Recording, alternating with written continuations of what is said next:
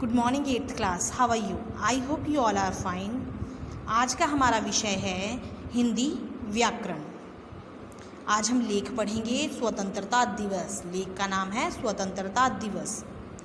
चलिए पढ़ते हैं। स्वतंत्रता हमारा जन्म सिद्ध अधिकार है और हम इसे लेकर रहेंगे। जन्म सिद्ध मतलब जन्म से। यह नारा दिया था राष्ट्र नेता बाल गंगाधर तिलक ने।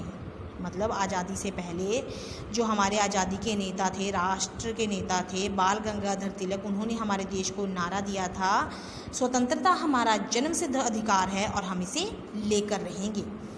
इसके अनुसार संघर्ष करते हुए हमने अंत में उसे प्राप्त कर लिया। भारतीयों की आत्मिक शक्ति के सामने साम्राज्यवादी ताकत को हार माननी पड़ी।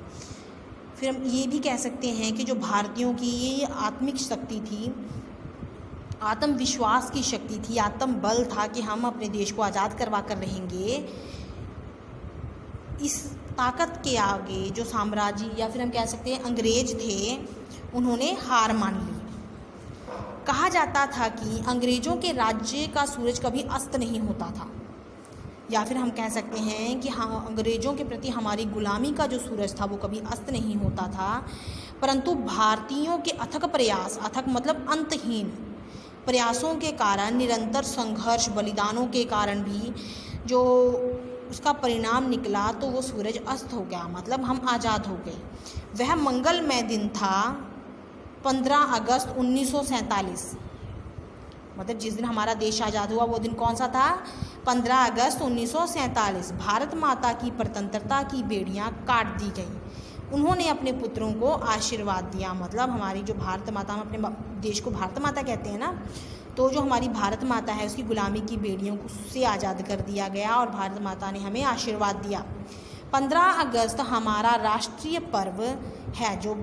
जो 15 अगस्त है वो हमारा राष्ट्रीय त्यौहार है।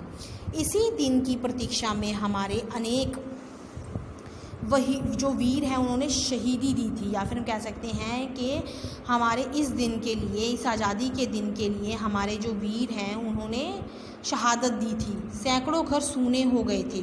स्वतंत्रता सेनानियों ने अंग्रेज़ों के द्वारा मानसिक व शारीरिक पीड़ा को सहन किया था। मतलब हमारे बहुत से देशभक्त थे जिन्होंने बहुत सी पीड़ाएं सहने के बाद हमें आज़ादी दिलवाई। जिस दिन भारत को आज़ादी या फिर अपनी प्रतिष्ठा, अपना स्वामित्व, मतलब अपने आप पर अधिकार मिला, वह मंगलमय शुभ दिन इतिहास में 15 अगस्त के नाम से प्रतिष्ठित है या 15 अगस्त के नाम से अंकित है।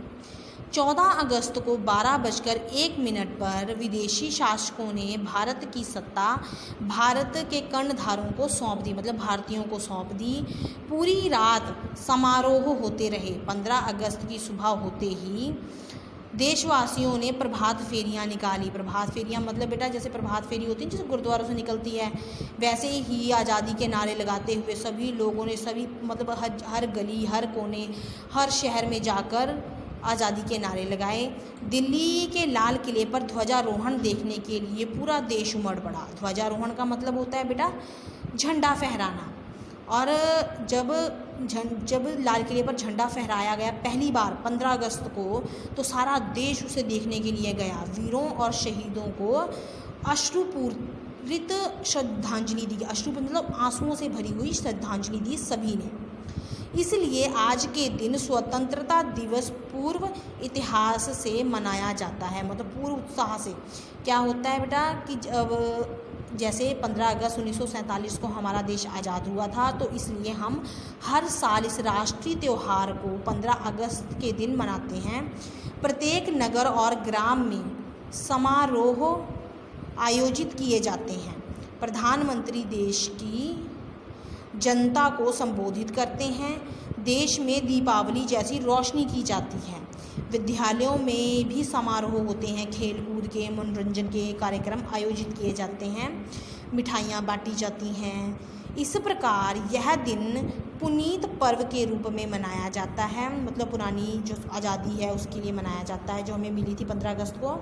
स्वतंत्रता प्राप्त करने में हमने बहुत थोड़े समय में ही बहुत प्रगति कर ली। मतलब स्वतंत्रता प्राप्ति के बाद हमने बहुत तरक्की की है। यह देखते हुए हमारा जो मस्तक है वो गौरव से ऊंचा हो जाता है। अनेक खंडों में बटा हुआ भारत अखंडता के सूत्र में बंधा हुआ है। मतलब अलग अलग जाति, अलग धर्म, अलग भाषा, अलग राज्य होने के बावजूद भी हम एक हैं, हम भारतीय हैं। स्वतंत्र भारत के संविधान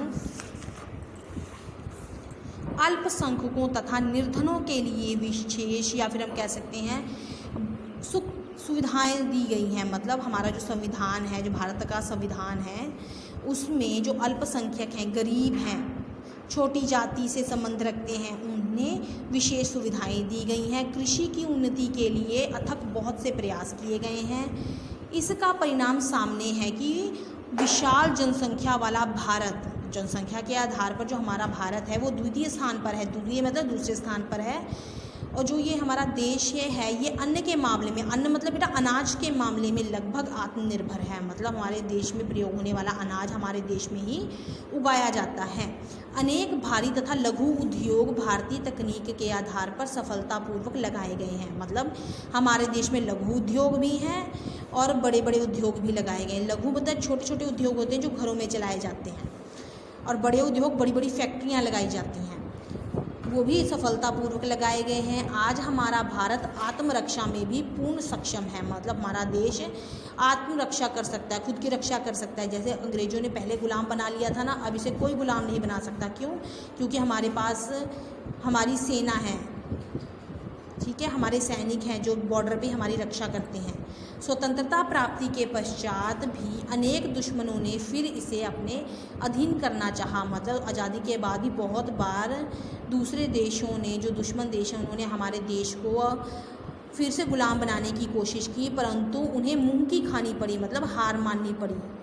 आज भारत पूर्ण सक्षम है, वह हर विपत्ति तथा डर तथा परिस्थिति का सामना कर सकता है। मतलब कोई किसी भी तरह की विपत्ति आ जाए, कोई ऐसी परिस्थिति आ जाए, उसका सामना करने में सक्षम है और अपने बल पर अपने देश की रक्षा कर सकते हैं। अंततः कोई भी ऐसा कार्य जो हमारी छवि धूमिल करता है हमें नहीं करना चाहिए। मतलब ऐसा कोई काम जिससे हमारे देश का अपमान हो या हमारे देश का सिर नीचा हो, हमें नहीं करना चाहिए। तभी हम स्वतंत्रता की अमूल्य निधि को सुरक्षित रख सकते हैं। यदि हम अपनी आज़ादी का मूल्य समझेंगे तभी हम उसे बनाए रख सकते हैं। Thank you and have a nice day.